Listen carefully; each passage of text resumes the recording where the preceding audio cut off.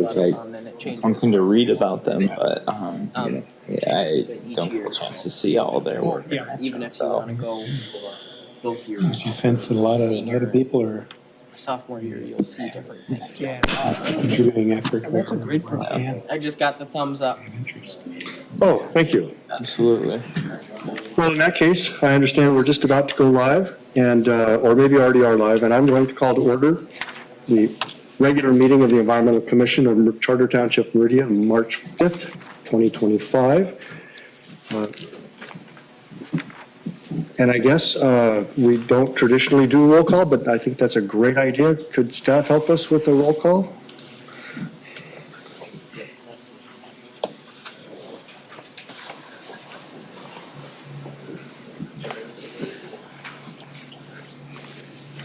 Or we could dispense with the formality because I think everybody is here. So, are we missing anybody? No, we're actually overflowing. But With the commission's indulgence, maybe we can forego the roll call. So, all members present? All members present, thank you. Normally at this point in the meeting, if we had a presentation like our famed Green Themes series, this would be the time where we would have that before we make those poor guests sit through all of our parliamentarianisms. And I'm hoping that maybe we can talk about presentations later in the agenda. But since we don't have a presentation, we'll move to citizens address agenda items. We have no citizens in the room with us, so we move to approval of the agenda. Anybody have any changes, additions, subtractions to the agenda as distributed? As I said, I would like to add under new business an item D, 6D, about future presentations to schedule for the Environmental Commission. If there's no other changes and no objection, the agenda is adopted as revised. This evening, we're very pleased to have with us two members of our engineering department, both Deputy Manager and Public Works Supervisor Dan Opsimer and Jack Hughes. I don't know your formal title, but my understanding is you are an engineer in the Department of Public Works. Thank you so much for coming along tonight. The first item of new business is a financial overview of green grants from 2021 to 2024. As you saw in the minutes, I had asked for that at a prior meeting in preparation for the Township Joint Boards and Commission meeting, and had early access to some of this information, but Deputy Manager Opsimer has kindly agreed to come and review it with us this evening in some detail. Thank you, Chair McConnell and members of the Commission. Great to see you all this evening. So before you and in your packet is a historical overview of all the green grants. It is chronological from present day to 2021, which was the first year that the Township conducted the Green Grants program. You do have in this column the amount that was awarded under the original grant agreement, the amount that was paid out to the grant awardee, the remaining funds, which we only have outstanding funds on any of the grant awards for the 2024 green grants, and then last, the project status, whether that is in progress or incomplete, or completed. So we do have some 6 that are currently still in progress for the 2024 green grants. At this time, all of the awardees still plan to complete those projects in 2025 and seek their final reimbursement under the grant awards. And just going towards the bottom, you can see the total. So we have issued just under $50,000 in awards. We have expended just over $40,500 to the grant recipients. And then we have just under $9,000 outstanding for those 6 2024 green grant recipients. And then in the upper right-hand corner, I did just kind of do a cumulative data by year. So you can kind of just see the cumulative for each year of the green grants that we have conducted. More than happy to answer any questions that commissioners may have on the financial review of the green grants. What, thank you, Chair. What is the timeline that grant awardees are given to complete their projects that these green grants go towards? So we're fairly flexible currently. Perhaps that's something that we could discuss under item 6B too in the future. Do we want to put any requirements on them? Right now, our plan is to simply roll the funds forward, the unspent funds from 2024.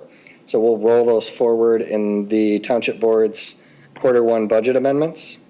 So right now, we're not planning on putting any time constraints on the recipients. One of the projects, the Midmeac project involving the roundabout at Park Lake and Bircham, would be one of the more intensive projects. So something of that nature, I can see where they didn't have time or would not have had time to procure everything and complete the work in 2024.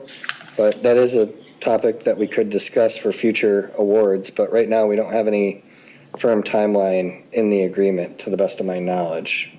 Okay. I'm not proposing one. I'm just curious, and obviously with our Michigan winters, it's not always easy to tell when We do work have, outside can be done. unless extension granted. So we do have a requirement of December 30th.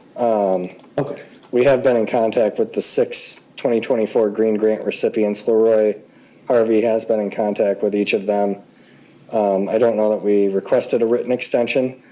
But again, with this program, we've been pretty flexible with it being a small grant award that's very community-based. So it's far less formal than most grants are, but we can discuss that tonight too, how we want this to look in 2025 and future years.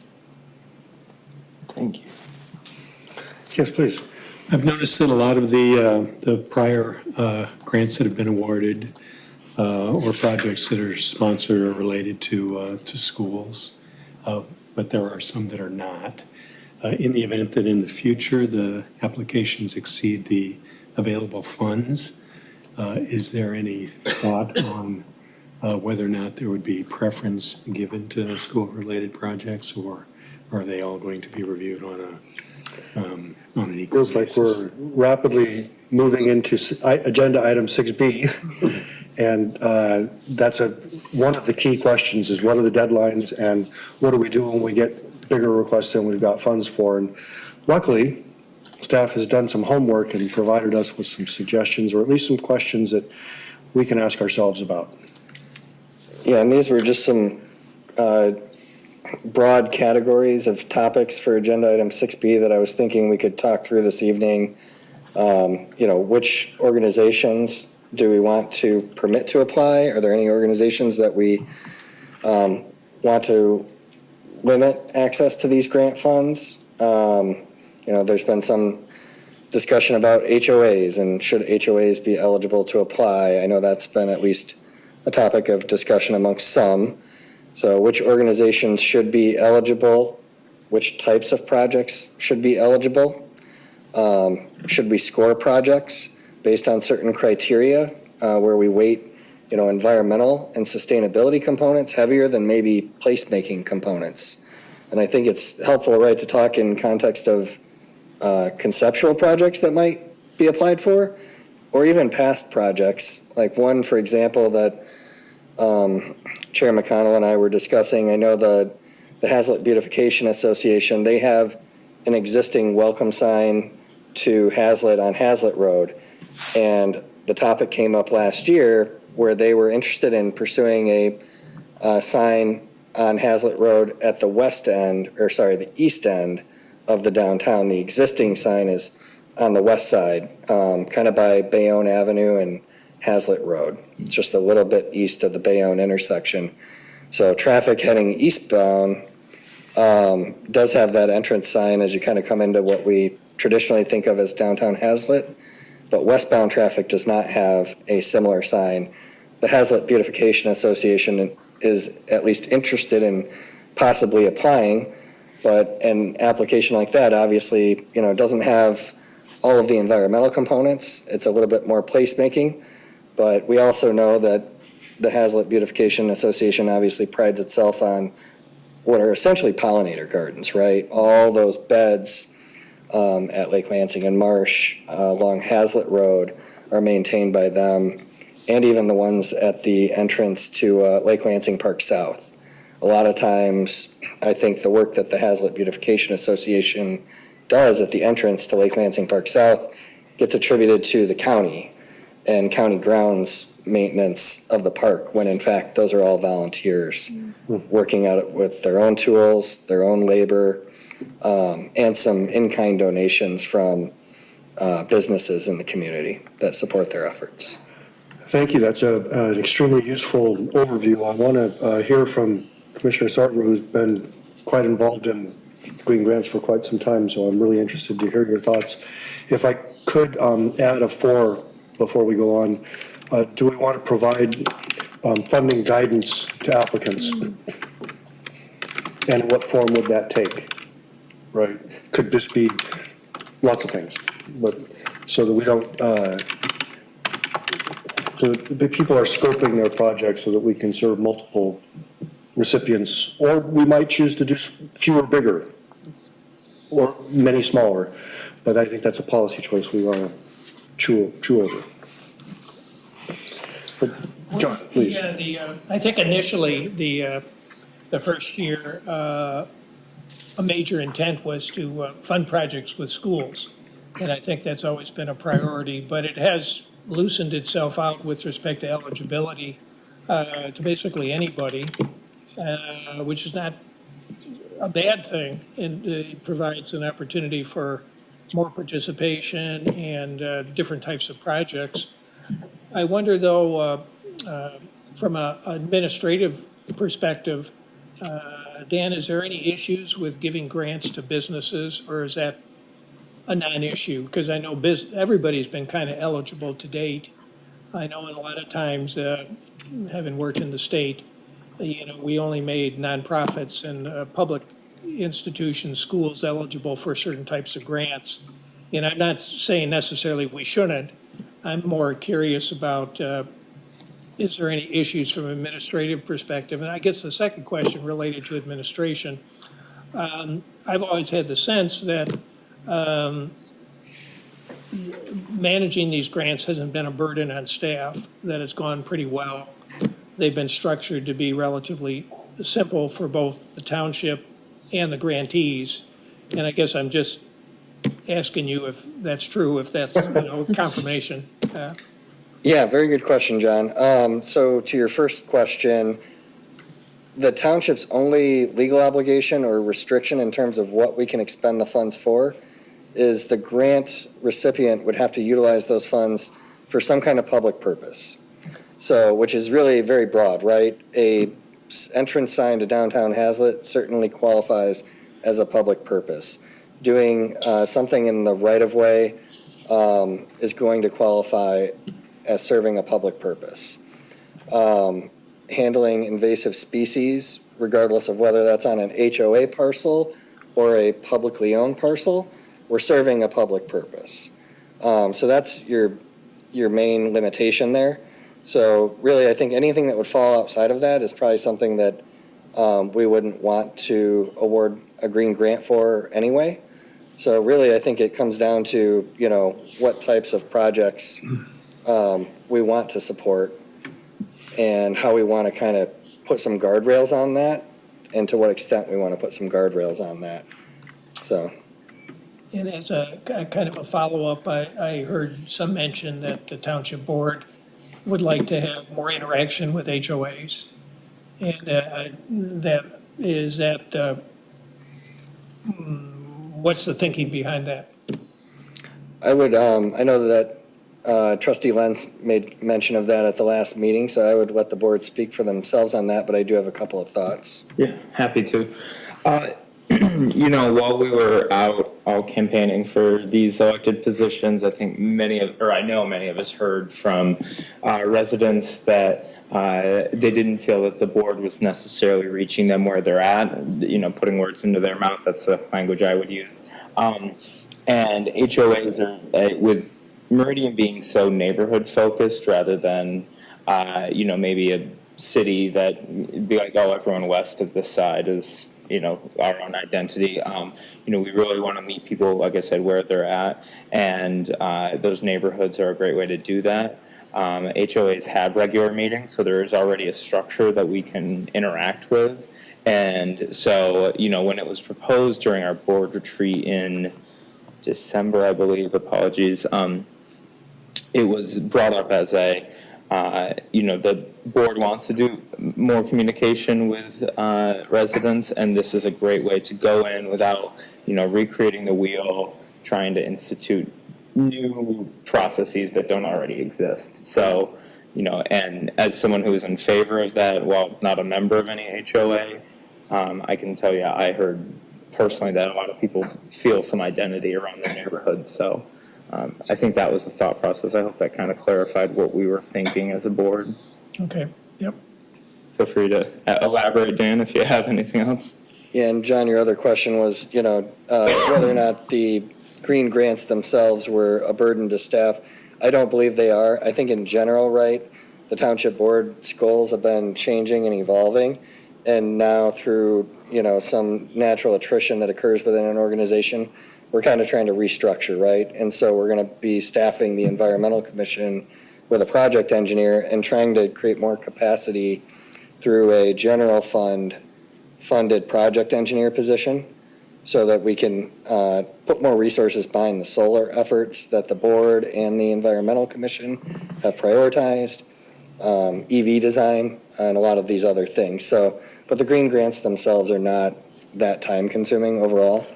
And to the HOA discussion, the one thing I would just point out is that it is fairly common in the township to have parcels that are just dedicated as HOA open space. So they're not necessarily preserved, and there's nothing necessarily saying that the land has to be preserved, but that really is the intention of the HOA in the end. Typically, and here's an example, this is Chippewa Woods.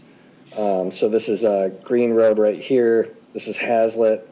So we're just south of the fork of Green Road and Hazlitt. Chippewa Woods is kind of the south end of this neighborhood, but they own this parcel right here, for instance.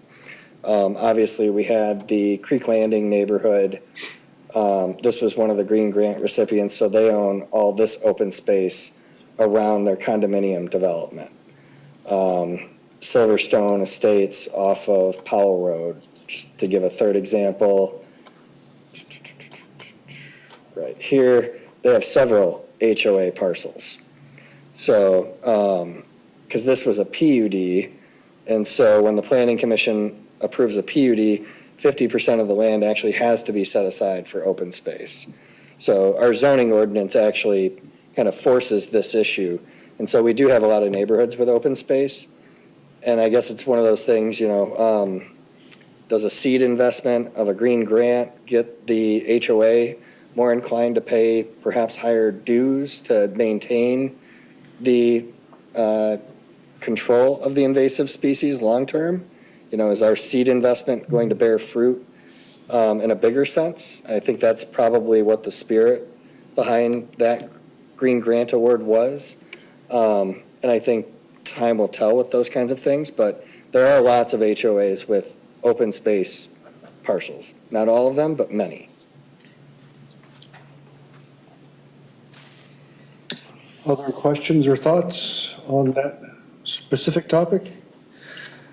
Well, we can get back to these questions, which I think are great questions, and we don't have to get through all of them tonight. But if we're up for it, we can continue to brainstorm on some of these.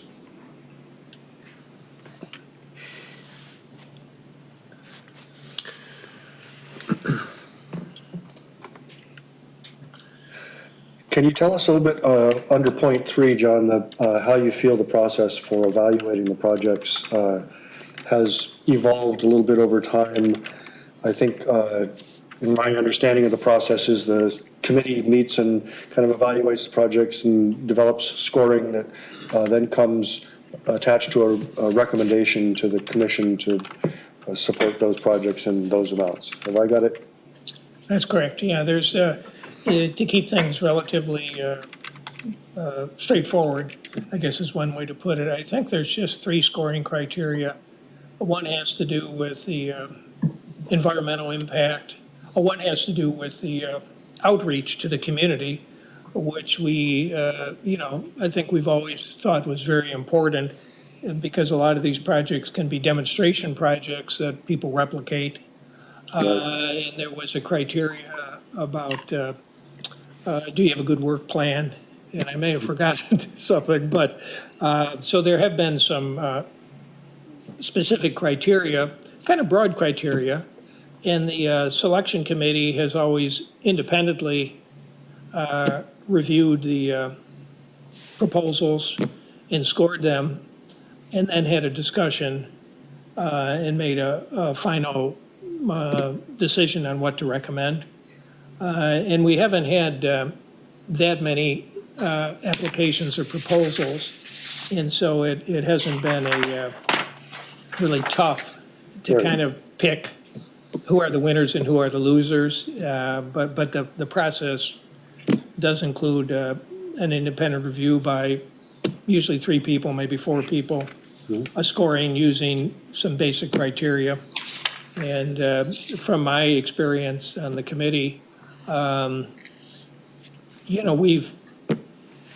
we're always very comfortable that what we recommended were good projects, because that's always an issue too. You could come into, you might not have enough good projects, and then it gets kind of tricky to say, no, we're not going to fund you, even though we had money available. Right. But luckily, we've never had that situation. And we've only recently begun to have a situation where we're getting more requests than we actually had funds. Right. So we had to have some rescissions from still an award, but with a reduction to get to the rate.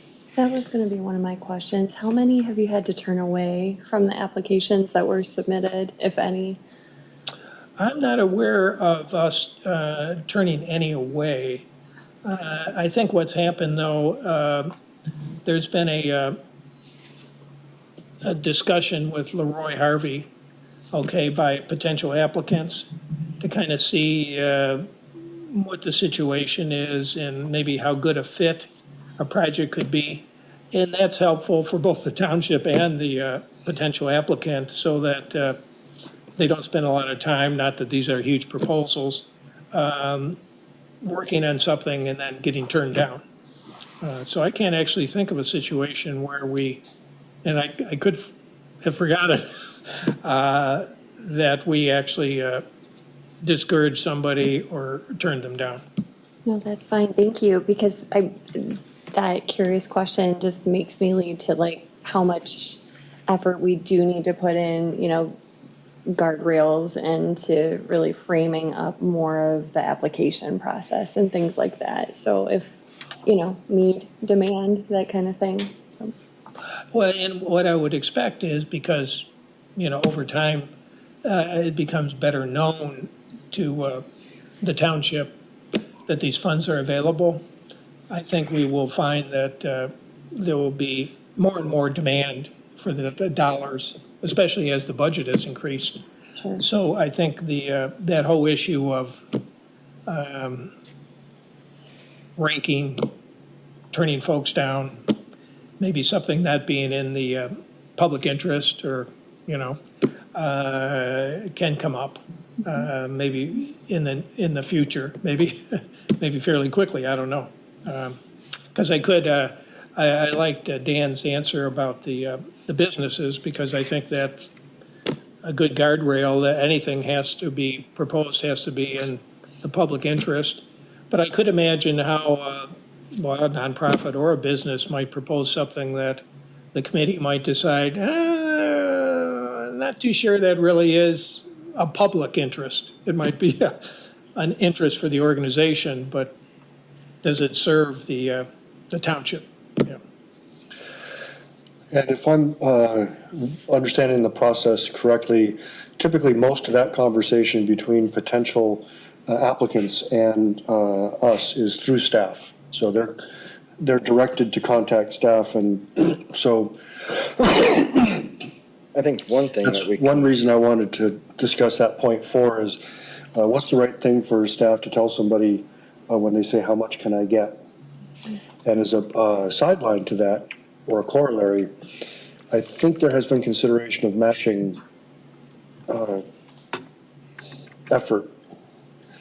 Maybe informally, they had 50 people that gave a day of their time or whatever, but I don't believe that's a formal criterion. I don't know. I don't remember that being something considered in sort of Yeah, the review correct. process. Yeah, you're correct, yeah. And that's very typical of most grants is, what are you putting up? So I think when we see the pictures of people building butterfly gardens, it's obvious. But there may also be actual dollars that are coming to the project from the applicant beyond the in-kind. And how do you evaluate that?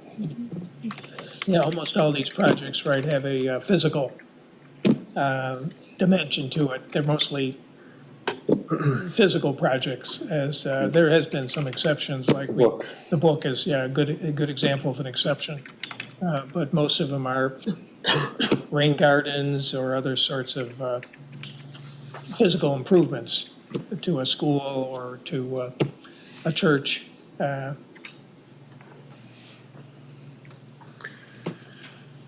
Tom, please. Yeah, it's just noting on the actual application, item 8, it does talk about matching or in-kind contributions are There it is. encouraged. I don't think they've been a requirement, but I think, as you indicated, a lot of them do provide voluntary, manpower and things to get the projects done.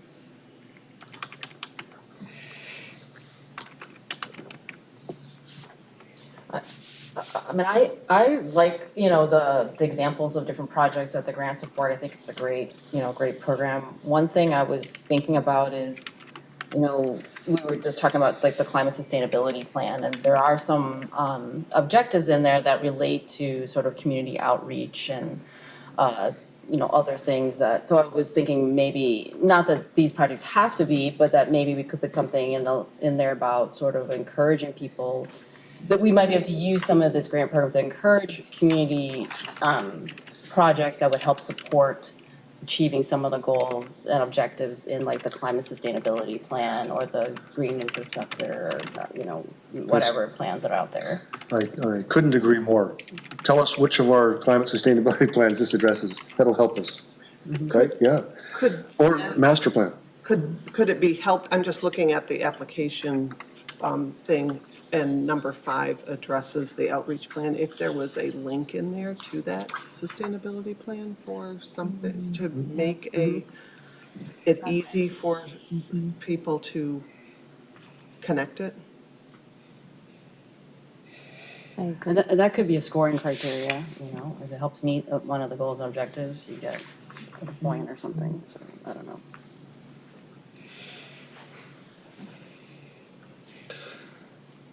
Anybody we haven't heard from have further thoughts? No? Don't have Do we to. want to try to flesh out scoring criteria a little bit? I've heard two mention the work plan, some outreach component, but do we want to add a couple of bullet points that would include scoring criteria, and then when the committee reviews the applications, then some additional structure to go by? So I was wondering myself if education or community education would be a useful criteria.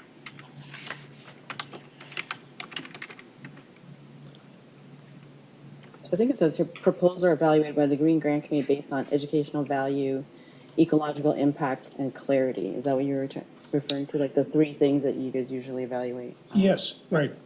And if I seem to remember that they were given equal weight, each of those 3 criteria. And clarity was that kind of, we understand what you're going to do and we believe you can pull it off. I described it as work plan, but basically, yeah, do we understand what the heck you're going to do, right? Yeah. So it sounds like we pretty much have those. I mean, do we feel like those are satisfactory or should they be more fleshed out or?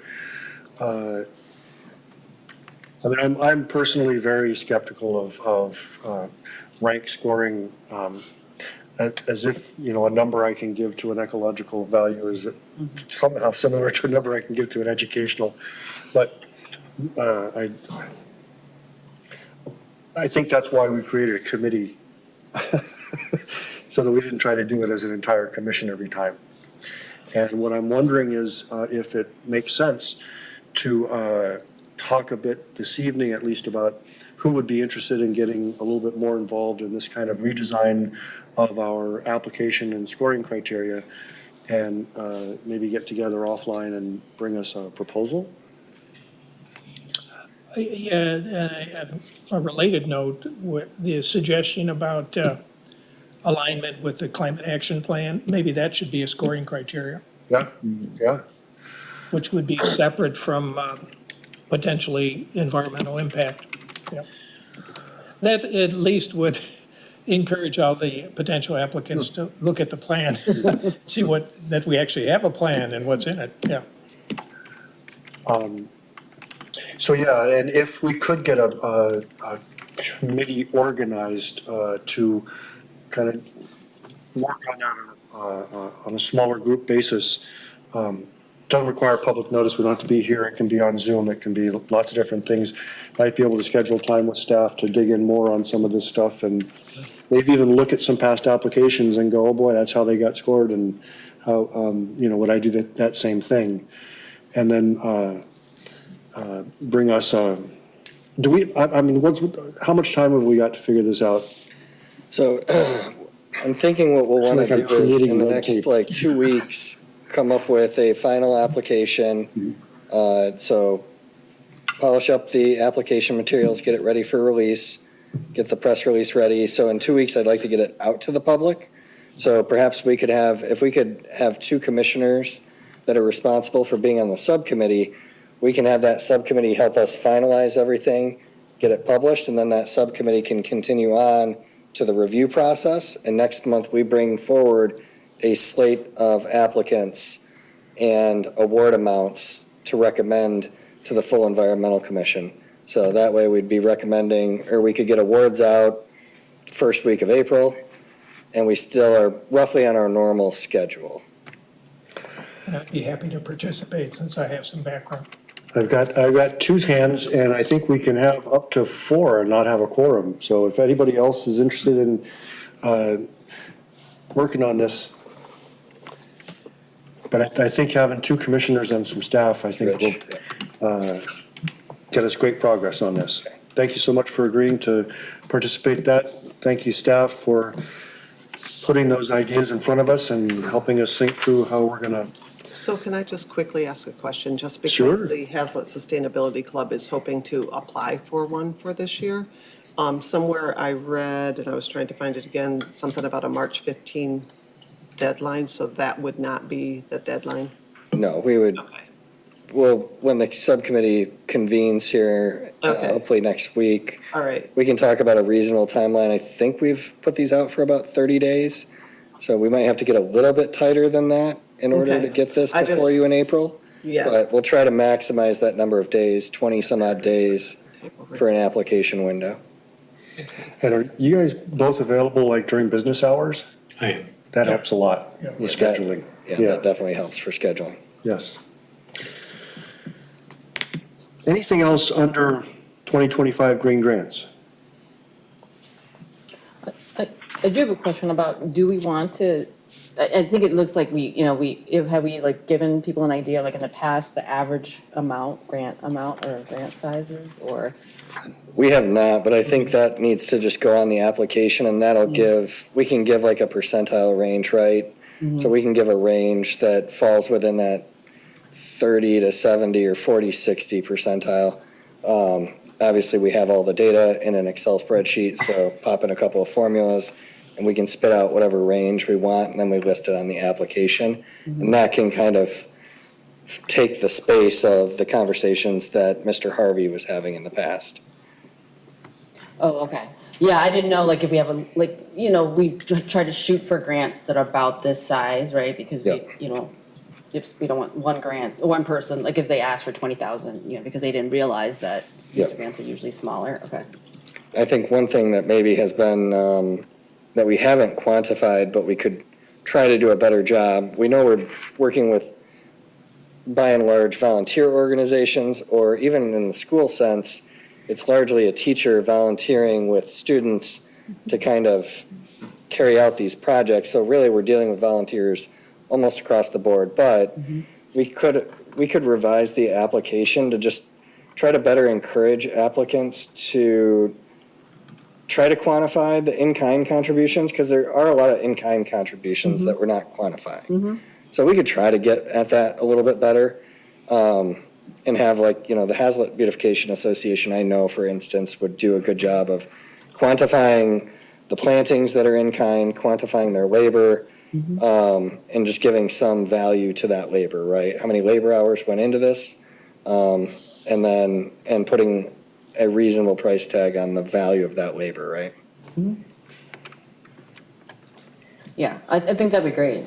I also don't want to create too much work because these are pretty small grants too. So like I know what it is like to manage grants, and so like for such a small grant, like we don't want to create like too much of an administrative burden either. Yeah.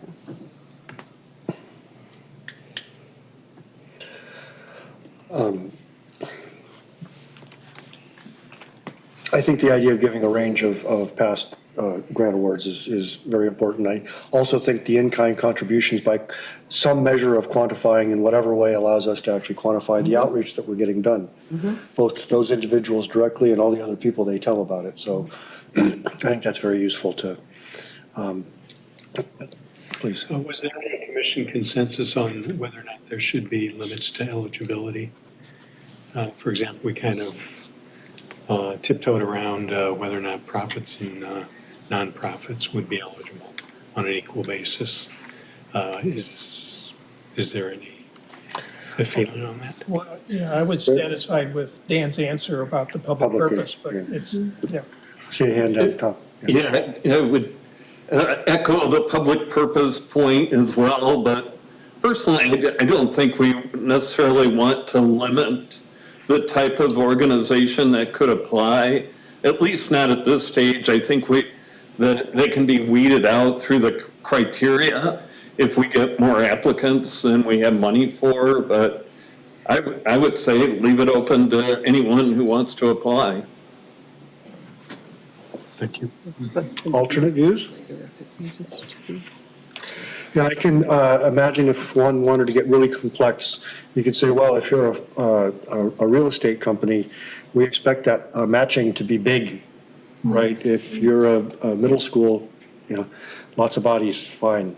And that would be kind of somehow accounted for in the criteria weighting ranking process, I think. Maybe?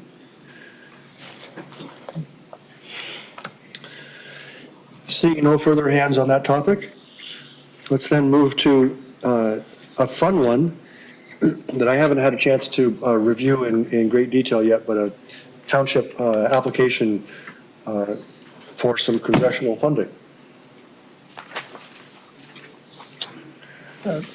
Bill, Yeah. we have to approve the minutes from the previous meeting at some point. Thank you very much. Let's, without objection, we'll create a new item after this one on approving the minutes. Thank you very much for that catch. I have some very nice things to say about the minutes. I would hate to miss that. Please, what do you got for us? All right. Greetings, everyone. My name is Jack Hughes. As Bill introduced me, I'm a project engineer for Meridian Township. And I'm here to talk about our item 6C, a resolution in support of Meridian Township's fiscal year 2026 CDS grant application. So this is the township's proposal to apply for federal grant funding. This funding is made available through the office of Senator Gary Peters. He's a member of the Senate Appropriations Committee, which is in charge of allocating federal funding into small municipal projects. There's quite a few guardrails or criteria for these projects, and they're only available to municipalities, local governments, and they need to have a sizable impact on the communities they'll be in. So the township looked at a couple different avenues or possibilities for some of this funding. There's a list here of 9 different kind of project proposals we had. It was determined that solar projects would be the only eligible projects for this kind of funding. So the township then started to look at what would be the best solar project we could take on and utilize this funding. So a little history, we have, in 2022, we installed solar panels on the carports for the public safety building over here. And this is one area it would be easy to expand on since the infrastructure is already there. It's already connected to the grid. This would be an area where adding new solar tiles would be very simple, I guess, compared to doing an entirely new installation somewhere. We also looked at all of our municipal buildings, all the buildings within kind of township governance, our fire stations, lift stations, public safety buildings, et cetera. Came to find that the public safety building is up there in terms of demand, and the cost it would take in order to enact this solar project is also quite high on that list. So getting some federal funding would really help smooth that over. The building currently, as of 2022, generates about 18% of its electricity through those solar tiles. And with this proposal, we'd be looking to expand that system out to cover 100% or a little more of that building's energy use.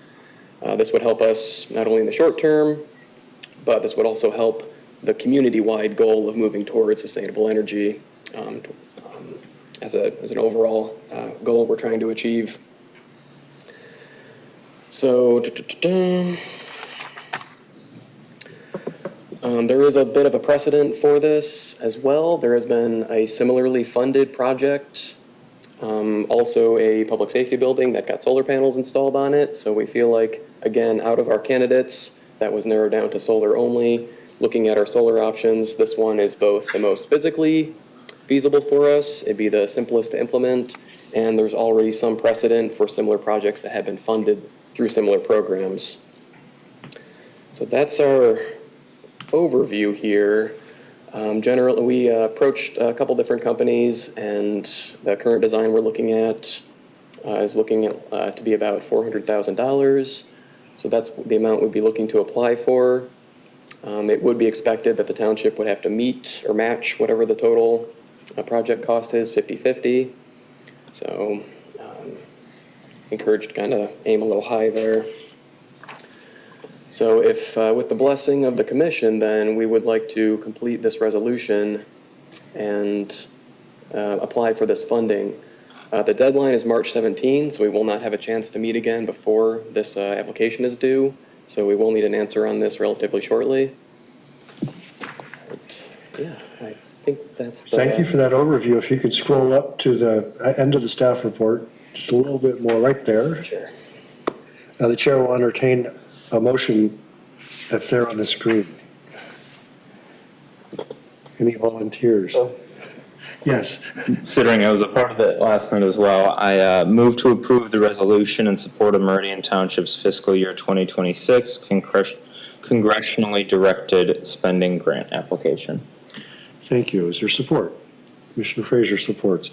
Any discussion of this proposed project, this use of funds? I presume that the energy team is kind of aware of a lot of this stuff and Enthralled, yes. thrilled. Very thrilled that this is an opportunity to do a sizable project. And I'm, of course, I'm an optimist by nature, but I think the fact that we have a climate action plan and there's a specific goal related to renewable energy, it may help us when it's being considered by Congress. So I think it's marvelous, and I'm optimistic. And you're organizing a pancake breakfast for the 200 grand in matching? Trustee Lenz, did you want to speak to your motion? A lot of pancakes.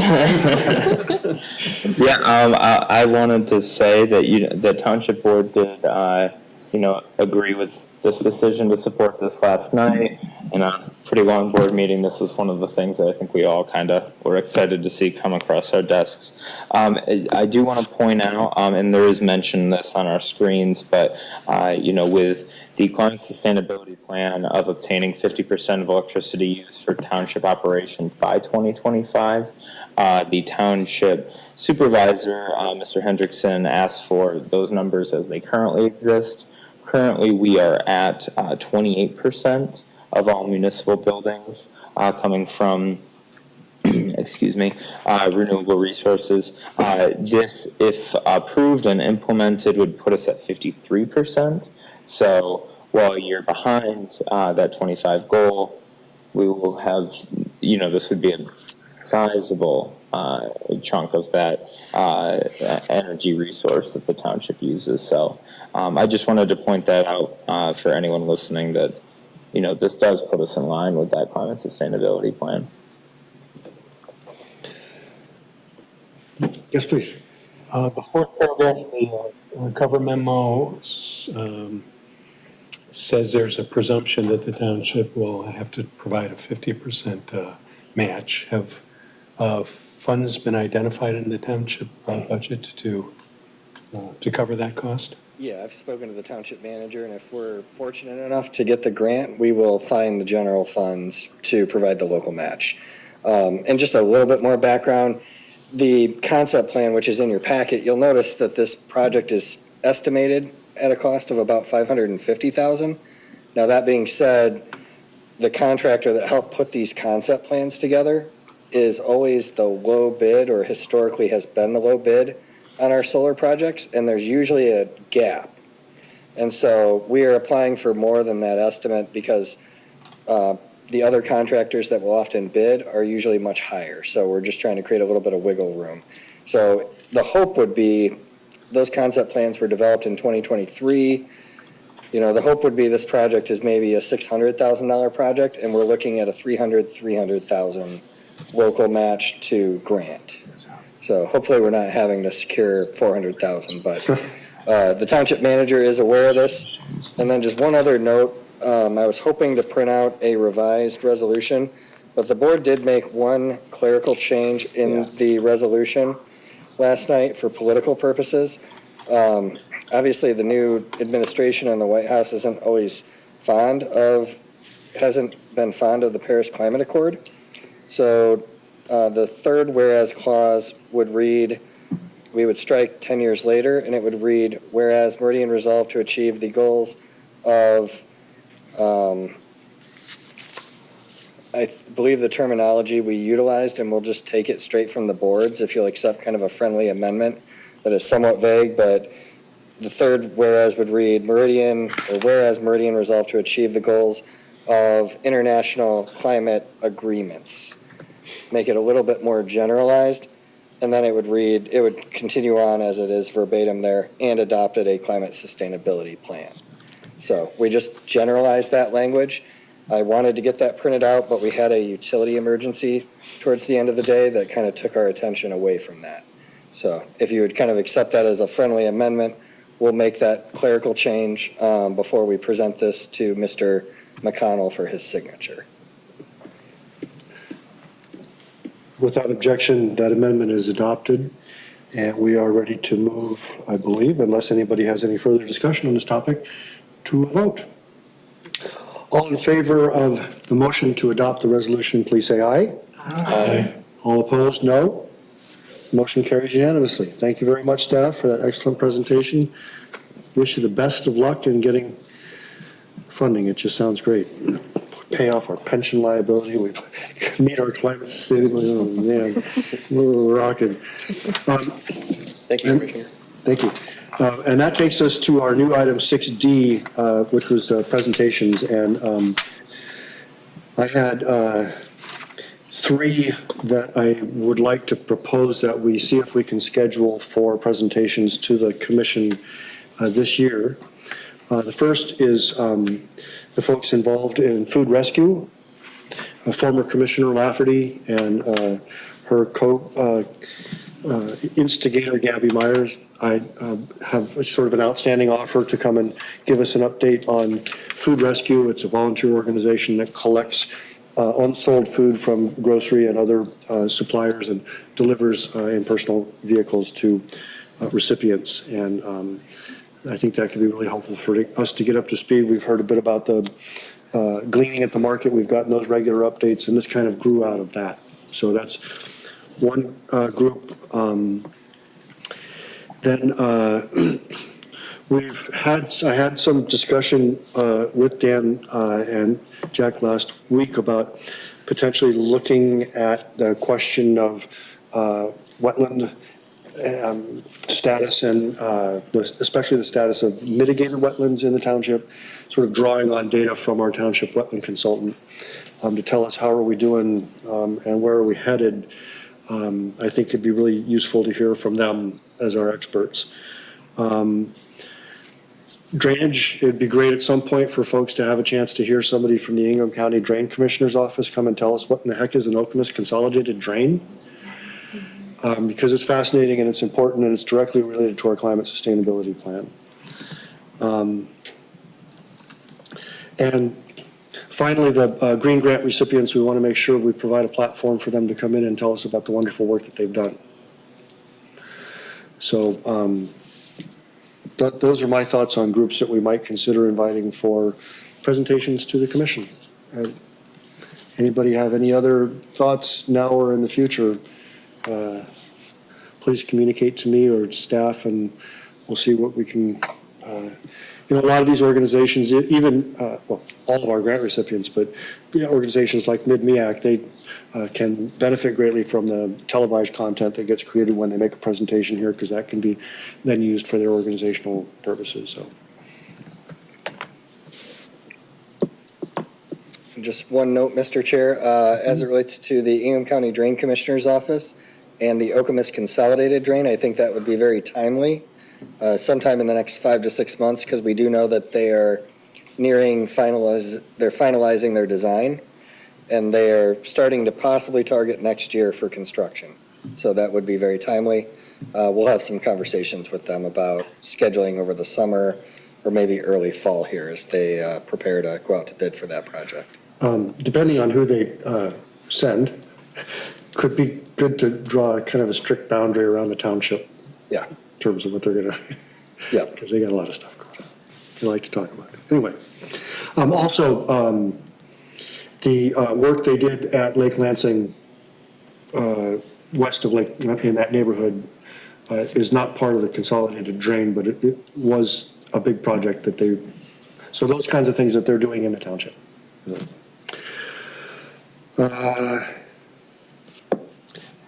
Anything else under 6D? Hearing none. 7, unfinished business. I believe we have none. So that takes us to reports and announcements, starting with staff. So I figured I would just take this meeting's opportunity just to talk. I referenced and made a little bit of mention of this, but I just thought I would talk about the transition that we're going through. Obviously, Leroy is looking to retire in the future, and so we're beginning that transition of staffing of the Environmental Commission. And I know that the commission is at least somewhat familiar with the fact that we had a job posting for a new project engineer. So we have 2 existing project engineers on staff. We do have an applicant who's in the final phases and has accepted an offer, but we hope that individual will be joining us in 3 to 4 weeks. But we do have a few I's to dot and T's to cross until they join our team. And after some meetings that we've had internally, Mr. Jack Hughes, one of our existing project engineers, has expressed a desire to staff the Environmental Commission moving forward. So for the time being, Jack and I will kind of work in concert, and in the months to come, Jack will kind of probably fill the role and be your staff liaison moving into the future. And then in Jack's absence for vacations or sick time or any other events, it would be myself or one of our other project engineers. And we do look forward to staffing you and look forward to a very successful 2025. Happy to answer any questions that you might have more vaguely, but I figured I would just take this opportunity to talk about the future staffing for the Environmental Commission I during the staff appreciate that. report. And we've discussed several times in the past here and offline about some of the other activities besides sort of directly staffing the commission that Mr. Harvey was critical to, especially like the recycling events and all the sponsors and things, and some of the energy team meetings and such. And my understanding is that he'll, for now, continue in some capacity to support those activities. Yes, and Jack will be kind of working with Leroy as we near the spring recycling event. So kind of doing some transitional work there to kind of pass on, Leroy will pass on his knowledge of the recycling events to Jack. We'll want to have some conversations about like the energy team and the green team and things like that, because we do want to be cognizant of what the priority is. If the priority is to get the solar projects out to bid, constructed, and to do more staff analysis, that does require time kind of behind the scenes and not just in meetings very regularly. So we'll want to weigh the balances and the pros and cons of all that. But certainly we will be available, if the energy team wants a presentation or an update, we're happy to do that. We're working on, Trustee Lenz made reference to the data that we shared with the board last night in terms of our renewable energy generation versus energy consumption of the various buildings. That's a model that we'll continue to refine. That model that was shared with the board last night, for instance, didn't include the historical village, so that will have to be added to the model. And that can be an upcoming agenda item before the Environmental Commission. But it's a new day, and we hope to kind of revisit a lot of these subjects and build upon past successes and look to the future. Thank you. Anything else on that topic? If not, then you also had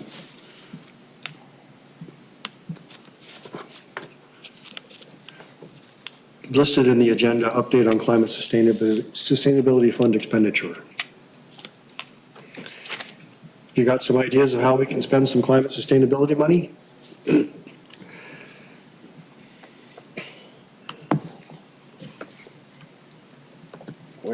Right there. Yep. You had made mention of that.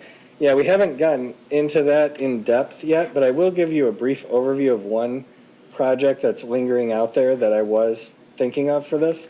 But that's one thing that Jack and I have talked about. We'll have to convene a meeting here at some point. There have been some expenditures, there were some in 2024, predominantly to support the gleaning team at the marketplace and their efforts. So just Right. basic supplies and things that they needed. Those were predominantly the expenditures that were made in 2024. I'll give you a brief kind of ad hoc overview of one project, and this corresponds to the township's local roads program. So just to give you a sense of where we are geographically in the township, we are at the southeast corner of Lake Lansing. And among many different road projects last year, we reconstructed Carlton Street north of Lake Drive and Hickory Island. These are very, very narrow roads, and to get the equipment in to crush and resurface the road, we had to do some tree removals. And I'll drop down to street view right here at the south end of Carlton, just north of East Lake Drive. So you can see how narrow it was in there. So we did have to do some tree removals. And the township does own the land just outside of the right-of-way in here. And so we were thinking this could be a good opportunity.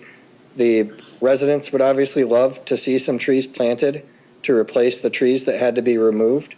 And so I was thinking this could be a great project to utilize the climate sustainability funding for, to do some plantings on whether that's the right-of-way and some township land or just in the right-of-way. One benefit beyond just the environmental benefits of replacing those trees, the residents really love the screening from the train horns, which is a different project that we're working on, but we need a lot of money to accomplish. So that's just one perspective that the property owners here bring. But we have spoken to Emma Campbell. She's given us some recommendations on species of trees, that would be good because it is marshy and it is wetland. And then Leroy has a draft prepared of an RFP that Jack can work in time to refine. But I was thinking this could be a good use of some of the climate sustainability funding. I think what we'll look to do more broadly is put all of our heads together collectively, put some projects on paper, put some cost estimates to each project on paper, bring those back, and we can have a much broader discussion. But that's one that's been kind of floating out there that I was thinking could be a good project for the climate sustainability funding. Thank you for that suggestion, and that it's very thought-provoking. I can guarantee that as we fiddle with the spreadsheet, we're going to find pet projects in there that we want to get done and that we can start putting numbers to. So thanks for getting that ball rolling to help us get in there and say, what is it we said we wanted to do and which of it costs money to get done? And the solar targets is one of those, obviously, but there's plenty of other good stuff in there that we could be investing in. If it's in the climate sustainability plan, it should be eligible for funding, in my view. In fact, it would have to be in there in order to be eligible. But we're going to have no shortage of things we want to spend 5, 10, 15 grand on. Yeah. And our deadline for that is more fungible than the green grants. Am I correct? Yeah, same with the green grants for the funds that haven't been dispersed yet under the 2024 green grants. For the climate sustainability funding during the Q1 budget amendments, I'll look at what was expended out of the 30,000, which is pretty minimal. And then we'll roll forward the remaining funds out of the 30,000, carry that into 2025, and we can deliberate on that and try to arrive at some projects that we can execute this year. Fantastic.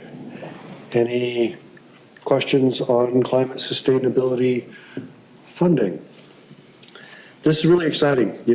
10 years ago, sitting in one of these seats, we weren't talking about how are we going to spend money to solve climate problems. This is great. If staff has nothing else? Nothing else this evening. All right.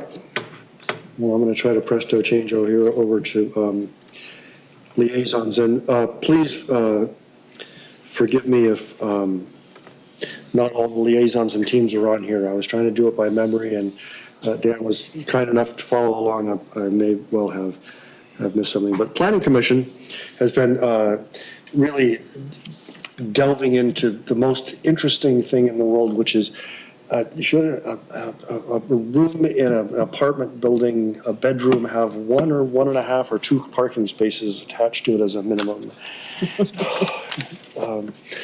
And I bring it up in a humorous way, but really the revision of our parking ordinance is intended, among other things, to reduce the amount of impervious surface that comes along with minimum parking requirements, and trying to actually cut the red tape, simplify the code, and make it clear how much parking you have to have.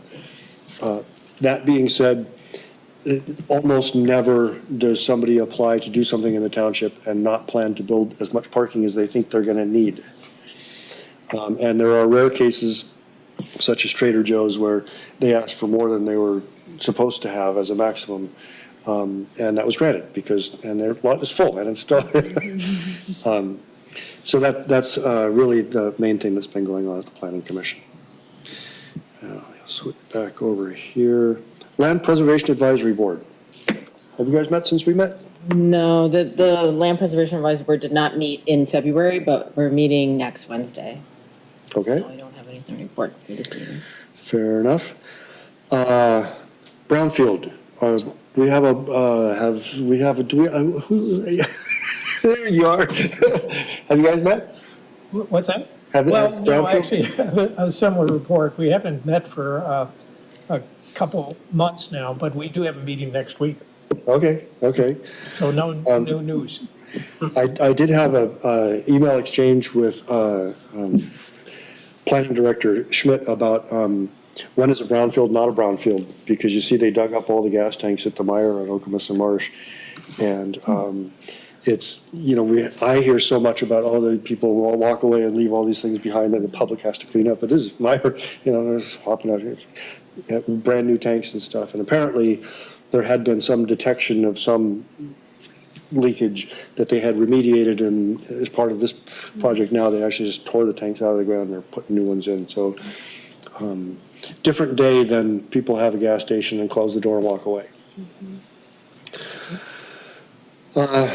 I see Parks Commission on here, and I put that on there because of discussions I've had with the chair of the Parks Commission to create a liaison between us. And I think the thinking was that they, at one of their meetings, would see if they had, I thought they maybe had a volunteer, but then Commissioner Mitch said you might be interested in, their meetings are not televised. They're over at the Service Center, I believe. And they're monthly, and I don't know what day of the week, but if you're interested in attending those, I think that's a great way to get some crossover between the. I'm available. And before I forget, because it kind of fits in here, if you don't mind, I mentioned at our last meeting that I was preparing for the annual Township Joint Boards and Commission meeting, and that is one of my favorite nights of the year, and I got so carried away I forgot to introduce one of my fellow commissioners, but Trustee Lentz was very gracious in helping me through that. Yeah, there's so much wonderful stuff going on in the township, and what comes out to me during those discussions is how many people there are serving on boards and commissions, and how many people there are volunteering for the groups that serve on those boards and commissions. So the number of citizens involved in the government is actually kind of large and really impressive. I don't know if anybody else who was there would like to share some thoughts, takeaways from the meeting. I completely agree with you. It opened my eyes to so much that,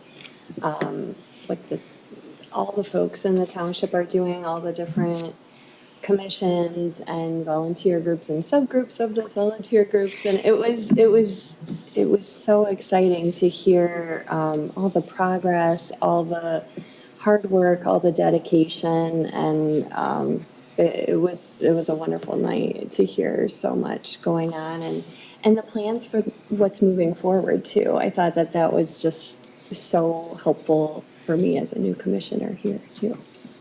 Great, thank you for coming along. Trustee Lentz. I would echo everything that was just said, as the recipient of all that information and the one making voting decisions on the township board. There's only so much you can fit in your head from reading about the commissions. So it was great to hear those presentations, and I think it really speaks to what this community has to offer in terms of public engagement. So kudos to all of you who serve on this commission, and everyone else. Well over 100 individuals, I believe, between all the commissions. So.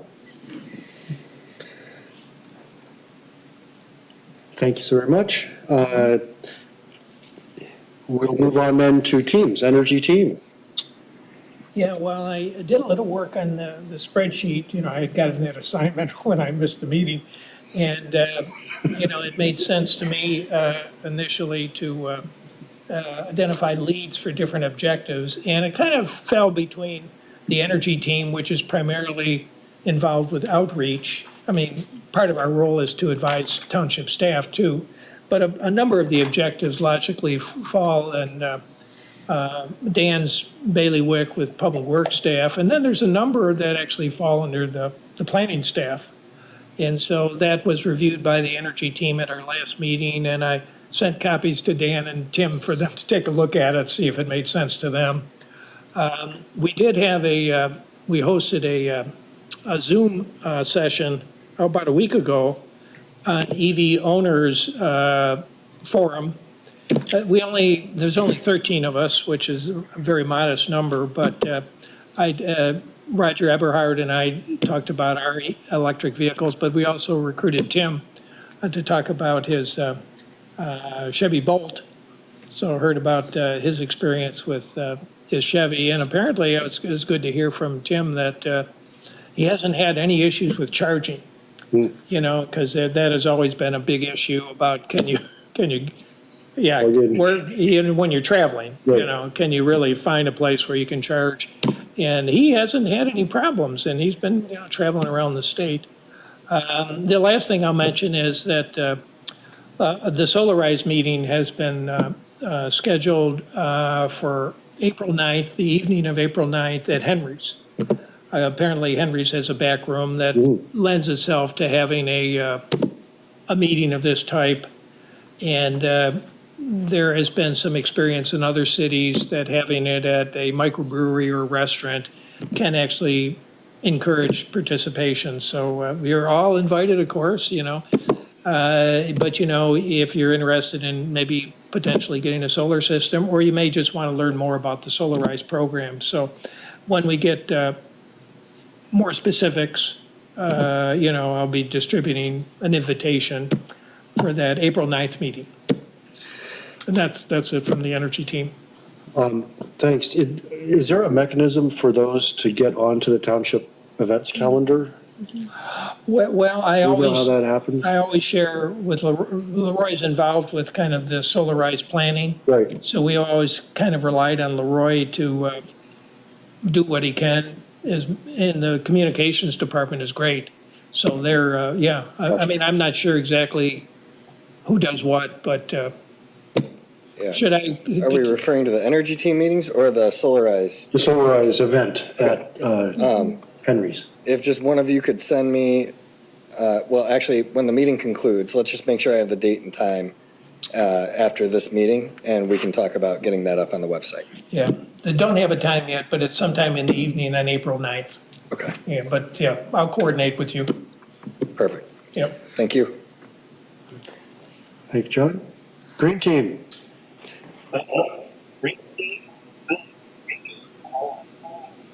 Public event for the calendar year is a week from Saturday at the Meridian Mall in conjunction with the Farmers Market.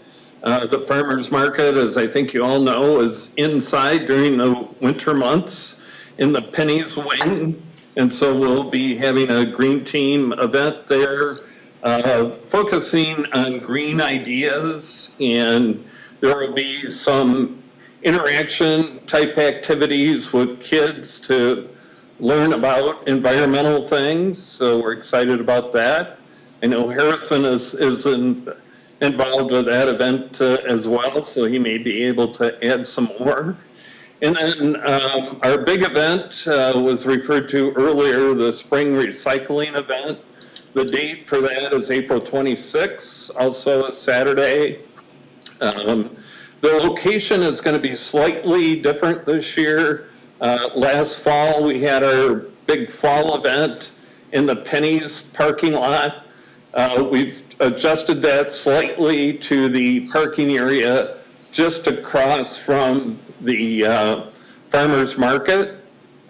So we will be taking, again, the usual items for the spring event, metals and paint and shredded document shredding, egg cartons, and we will be working again with Consumers Energy to take other appliances from their customers. And lastly, just a reference to the sustainability plan on the waste and recycling section.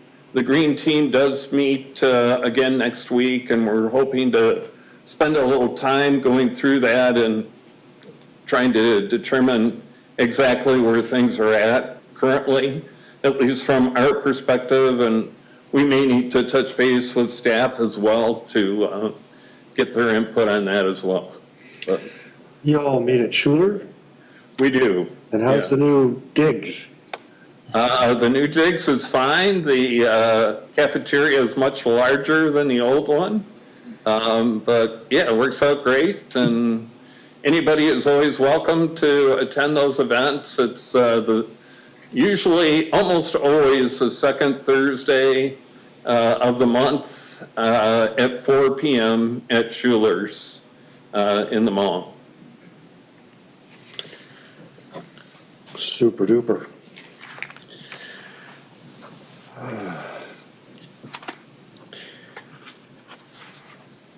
And that takes us to food and composting team. I don't know that we have a food and composting representative with us today, but hopefully we'll have a presentation down the road and get a champion from the commission to start taking a lead in some of those activities as we pour through this climate sustainability plan. Green burial team, Tom, do you have a? Not too much new to report, at least as of last week. The committee was still working to schedule a meeting to finalize their presentation, to get ready to present to the township board. And so it's in progress, but nothing too much new to report at this point. Okay, great. Any teams I've neglected before we move on to high school stuff? Go. Okay, so sustainability met just yesterday morning.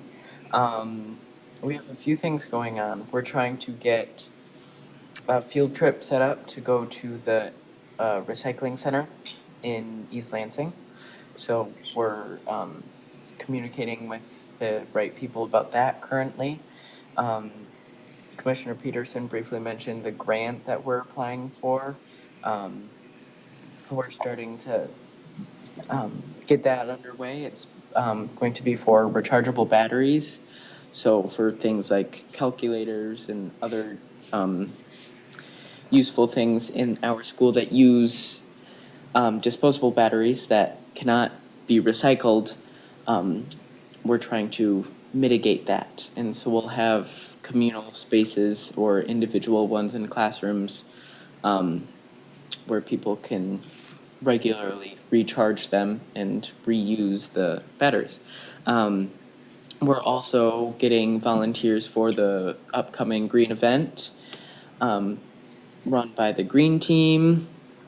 I think that's about it. There's Am I also missing? the collaboration with the Key Club at the high school. Oh, yes. So Key Club, which is another volunteer organization connected with Kiwanis, is getting a grant to renovate our courtyard. So at the high school, our courtyard right now is mostly weeds and grass. And so we're trying to make it, or they are trying to make it usable for teachers and students alike, for education and just another place to be able to go, making it useful. And then they're roping sustainability in as that connects to lots of the things that we like to do and are trying to accomplish in our club. That's exciting, that's exciting. There's been a huge amount of talk at Michigan State University about batteries, and especially some of them that don't play well with others, and I'm sure you guys are well aware of all those challenges. Anything else on high school? Hearing none, we'll move to item 9, comments from the public. We have no public present. Other matters and commissioner comments. I did want to point out, as a member of the township board, we heard last night the final reading and approved on a grant application for a DNR grant for 5280 Okemos Road, which is a township-owned property adjacent to the entrance to Nancy Moore Park. The $400,000 application go towards creating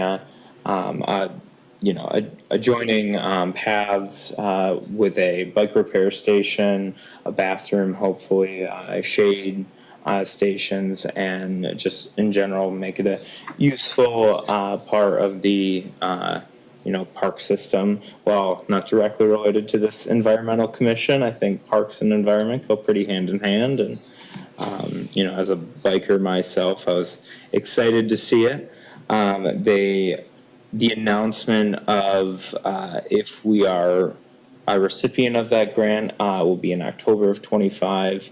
And I've been told that even if we don't receive the full $400,000, there are smaller projects like starting out with maybe like the bike repair that could be implemented because bathrooms and plumbing are going to be the bulk of that, so maybe that might be a future project, but either way, exciting things. Great. One of our former township staff members, after he retired from the planning department, donated 5 DIY repair stations to MSU. And they're scattered across campus, and they're now reaching the end of their 10 years of useful life, and we're getting ready to replace them and do some preventative maintenance. So I'm sure that our Director of Public Works is well aware of how to build in maintenance costs for such things, but that's exciting. And there is intended to be another of those stations at where the interurban intersects Marsh Road. Mm-hmm. Hopefully that project will move forward with that same amenity in it. Very exciting to see. And they have a similar layout expected, correct? Or am I misunderstanding the Marsh Road project? So, yeah, as part of the Village of Okemos project at Marsh and Hazlitt Road, Not Village of Okemos. there will be I said Village of Hazlitt, right? You said Okemos, but it's okay. We know what you're at. My We know where you're apologies, at. Village of Okemos. It's late and it is a very tiring week. But yes, so the site we're talking about, the new American House building is right here. The balance of this old L&L strip mall site at Hazlitt and Marsh, approximately right here, there will be basically a new pocket park with public restrooms, bike repair station, drinking fountain, amenities of that nature as a trailhead right here, where we hope to one day construct MSU to Lake Lansing Phase 3 going under the bridge approach. Still working through land acquisition on Phase 3. But the pocket park or trailhead here would be constructed in concert with the development. And the property that Trustee Lenz is referring to is located right here. Thank you for that detail. I thought I saw Commissioner Frazier's hand up. Yeah, no real comments, but just a reminder to go back to the minutes before we adjourn. I think I just heard a motion to approve the minutes. Is there support? Yes, Support. thank you. Would you like to speak to your motion, Commissioner Frazier? Well, there was, I think, one correction, actually two. One's real minor, but under new business with the presentation by Commissioner Batten, like this, it's the third paragraph down, I guess. It starts off saying Commissioner Sarver asked, but Commissioner Sarver wasn't present, so I'm thinking that must have been somebody else. The spirit of Commissioner Sarver descended to the room. We'll go back and consult the records. Does anybody else recall making that age range of participating students? We'll confirm Okay. through the video. What else you got? And then, again, just real minor here under unfinished business, just above item C, it refers to in that last paragraph, Commissioner Lee, but Commissioner Lee is missing an E there. So that's all I had, Mr. Chair. Thank you so much for that service. I was going to compliment I feel like over time, our minutes are getting better and better and better. And at this, for me personally, the more they resemble Township Board and Planning Commission meetings, the minutes, the easier they are for me to ingest. So I personally appreciate that a lot. Without objection, the minutes are adopted with those two minor amendments. And now we'll finally with Commissioner comments. I just want to add one thing to my high school report. Me, one other student, and Bridget Booth from the middle school. I've mentioned her before. She's a science teacher who's very active in similar areas that we are presenting at the Michigan Science Teachers Association on Friday. We have a presentation. The name is Building Bridges with Student Leadership, and it's going over how Mrs. Booth has found various students to be able to build up her various different clubs, and she had fellowships and things like that where she was trying to expand student leadership in the middle school, similar to the high school sustainability club, to improve things like the courtyard and recycling and other various sustainable initiatives at the middle school. And I think it's going to be a great opportunity to share with even more people what Hazlitt is doing, in what people my age are able to do when they are given that opportunity and given something to focus on that they enjoy. So that will be exciting, and I'll be able to report on that next meeting. Thank you. I wrote, as a result of the joint boards and commission meeting that we were talking about earlier, I had a lot of thoughts later that night and wrote some of them down and sent them to the supervisor. I won't bore you with the whole long diatribe, but if you'll indulge me, these couple of sentences, I think, might be of interest. I said, how we choose to govern ourselves is a matter of principle, and free and open exposition of the operations of our boards and commissions as enacted yesterday is crucial. The work of the trustees, the township staff, along with innumerable community volunteers together demonstrate the positive power of local communities working together toward shared goals. We hear a lot these days about government waste, fraud, and abuse, and how the system is rigged. What I saw in this room last week was, for me, a model of open, transparent, and responsive civil governance. So those were my thoughts on the evening. Any other commissioner comments? Without objection, we're adjourned.